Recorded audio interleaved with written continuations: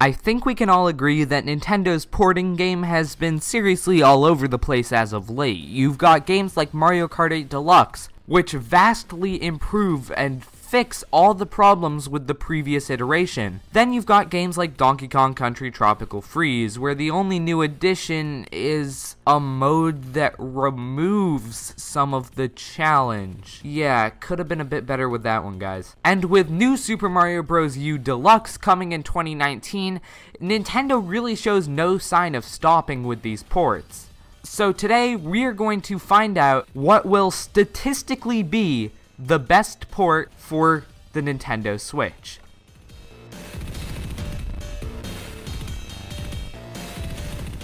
I'm Thomas from the Switch Stop, and this is the best port for the Nintendo Switch. We're going to be going over what games should be ported, what should be added, should anything be taken away, and if the game had a heavy reliance on maybe the Wii U gamepad, like Captain Toad Treasure Tracker, how should that be avoided in the Switch iteration? With that out of the way, let's get into it. So when porting over a game, obviously Nintendo is not going to want to port over an old game. They're going to want it to at least be in HD.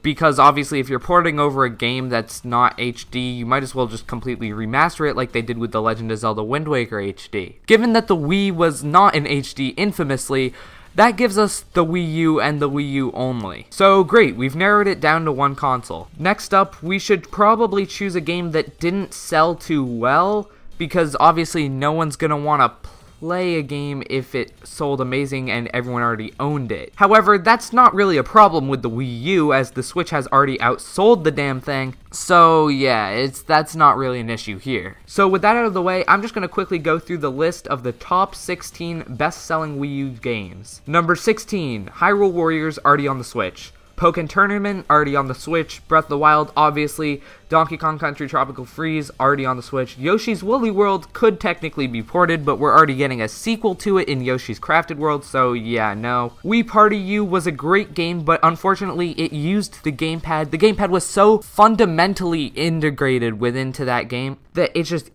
there's no way it could be ported. Why port over the worst Mario Party when we've already got a return to form for the series? Wind Waker HD, now that's an interesting one.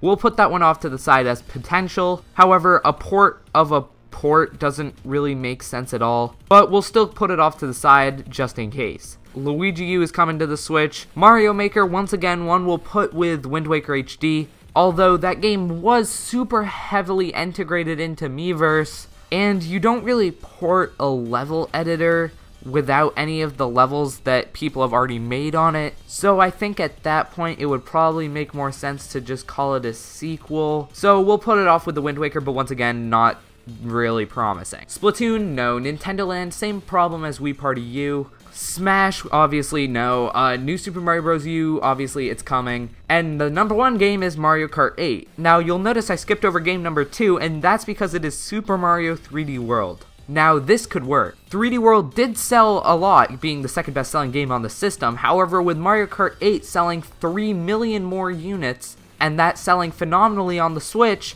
I don't think it really matters. On top of that, Super Mario 3D World is the highest-rated Wii U game, not including Breath of the Wild. On top of that, it will work perfectly on the Switch. It's the go-to multiplayer 3D Mario, and with the Switch's focus on co-op play, it could really work. On top of that, the game was criticized for simple controls, however, with the split Joy-Con play, that would be a plus. It was also criticized for not being a fully 3D World game, despite the name saying 3D World. Basically, people wanted it to be like 64 and Sunshine, but we just got Odyssey, so that wouldn't be an issue no longer. So we've got 3D World. Great. But in order for this to be the best port, we can't just bring the game over. Oh no, we gotta add some stuff. Now, I've got 3 ideas of content that could be very easy to add, yet still add a lot of replayability to the game. I'm going to give you these 3 ideas in order of how much I want them, with idea number 1 being the one I'd like the most. The third idea I have is new Captain Toad levels.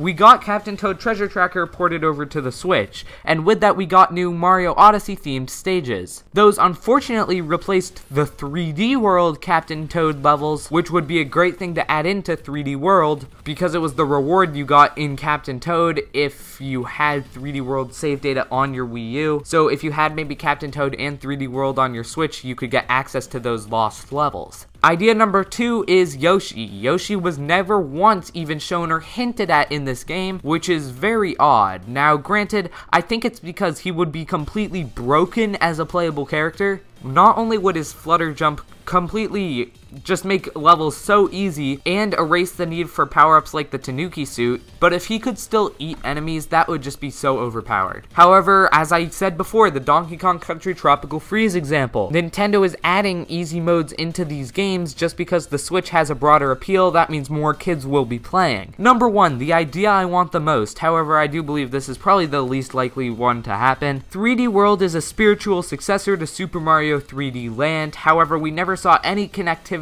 between the two. Remastering some of 3D Land's levels in 3D World's engine with the whole 3D World multiplayer and all that stuff would seriously be awesome. 3D Land was an amazing game and I'd love to see it somehow reinvented on the Switch with this potential 3D World port. However, the game did come out in 2011 and I don't know, going back to a game that old would probably be annoying. That's why I see it relatively unlikely, but who knows? It could happen. So that's basically it. Statistically, the best game to port over is Super Mario 3D World. It sold reasonably well for a Wii U game. However, the Switch still has a massive install base that never bought this product. On top of that, it was the highest rated Wii U game, not counting Breath of the Wild. Its control style would work perfectly on the Switch, and there wasn't anything gamepad exclusive that couldn't be solved the same way Captain Toad solved their problems. And there are many different ways they could add in extra content. I gave 3 ideas earlier. So yeah, do you guys agree with this? Personally, I'd love to see Wind Waker and all those Zelda games, but this does seem like the statistically best option, and